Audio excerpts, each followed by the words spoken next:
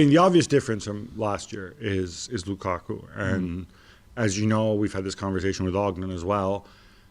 I think Lukaku has added a whole other dimension to his game, which maybe was there before, but people didn't trust him on it, which is he's a tremendous provider. He's so aware of the people around him. And last season, he formed a devastating partnership with Lautaro Martinez. And I wondered when I saw Werner in there and the three midfielders, I thought to myself, all right, maybe he's trying to do this. Yeah. Werner can do some of the things that Lautaro does. But then it occurred to me, the rest of the team. Because last year, Inter's three midfielders had people like Barella and Eriksen who could pass, who could play through a press. Yeah. You had Hakimi in a wide area, right? Who's basically a one-man attacking machine. Whereas this Chelsea team, Jorginho is going to play from deep. Kovacic can run with the ball occasionally. Conte, we've seen it occasionally, but just in terms of individual technical quality to play through a press, that's not there in this Chelsea midfield. And they never did it. And they didn't even try to do it. Yeah, and they were too deep. And I felt for Lukaku, and Nedam and I talked about after the game as well, and we said, what's the point of having Lukaku in your team if the way you set up and your game plan leaves him so isolated up front that he will hardly touch the ball, and even when he does, he will have, as we said, Ruben Dias or Laporte behind him and then Rodri in front of him. Well, should Werner have been closer to him? Oh, but then if you play that front two like this, like Lautaro and Lukaku, Lautaro was the one playing almost as a 9.5, and he has to drop. Werner cannot do that. Werner cannot control the ball with his back to goal with a big strong centre half behind him. This is not his game. His game is to run in behind and use that space. So get Havertz to do it. But that's why it was not just the setup wrong. I think it was even the personnel wrong in what Tuchel tried to do. And because they played so deep, the ball never came to Lukaku, apart from the last 20 minutes maybe when Loftus-Cheek came on and made a bit of a difference, because at least finally someone was running with the ball, trying to make a difference. And I think the whole block played a bit higher because they were 1-0 down and they had to go for it anyway. But I just thought it was so disappointing tactically, from a tactical point of view, from Tuchel and Chelsea to started the game that way. Nanim, as a defender, can you talk a little bit about how it changes playing against a front two versus a one in a situation like this, especially a situation where the strikers are kind of isolated? Because this was a theme, and we're going to talk about Liverpool and Brentford later, but it felt like this was a theme in that game too, where essentially Liverpool's centre backs were 2-on-2 against Tony and Boma. Yeah.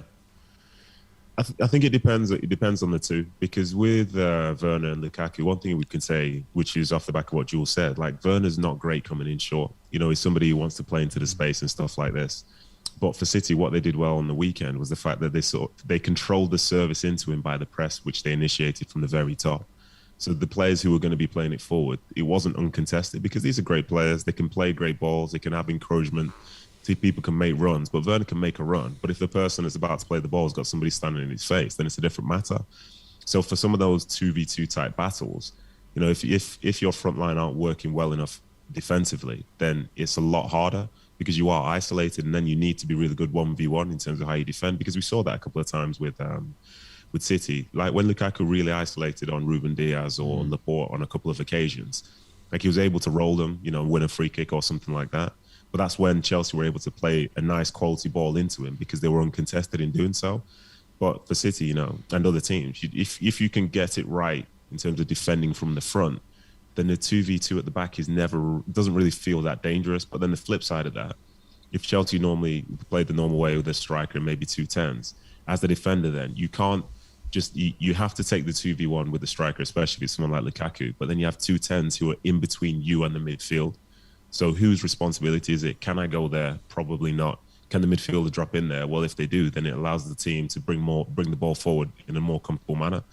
So tactically, it's a lot harder to deal with that system, I feel, as opposed to the 2v2, where you can just go and press them high and limit the quality. So it's, as I say, there's no hard and fast rule in terms of which how to deal with something or whatever. But I think City in this game got it right, because from the front, they just made sure that the quality going forward to Chelsea's most attacking players, who I think they were going to be relied upon a lot, because you looked at the team. Like when I saw the teams, I thought where the goal's going to come from for Chelsea in open play, and I saw Lukaku-Werner and maybe Alonso. That was it. Yeah. That's all I saw. So if you can take out two, then you know what they're going to do, and yeah, that's why we probably saw Chelsea's worst performance of the season, in my opinion. The press was amazing. I mean, being at the stadium, and we were really, as you know, at Stamford Bridge, so close to the pitch and just behind the Chelsea bench. The press at that level, on almost like you feel you're on it on the pitch, was just incredible. I mean, Kevin De Bruyne came off. He walked towards us. He was so red. I thought his head was going to explode because he ran so much. It was I've never seen him so red, and he looked like he could not even walk anymore. And Bernardo Silva, who I thought had an incredible game, because he's so useful in those kind of setup for City, because he runs everywhere. He's so quality on the ball. He's so intelligent. He can see where he has to run to to either get the ball or close that space and things like this, which is just perfect.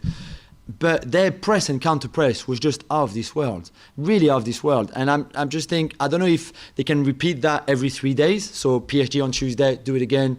Liverpool at the weekend, do it again, do the same.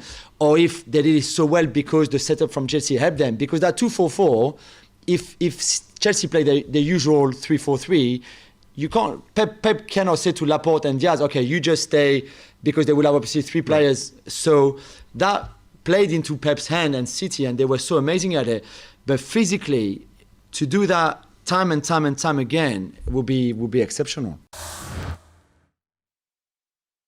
Well, thank you very much for watching ESPN on YouTube. For more sports highlights and analysis, be sure to download the ESPN app. And for live streaming, premium content, and let's not forget as well, ESPN FC 7 days a week. Subscribe to ESPN Plus.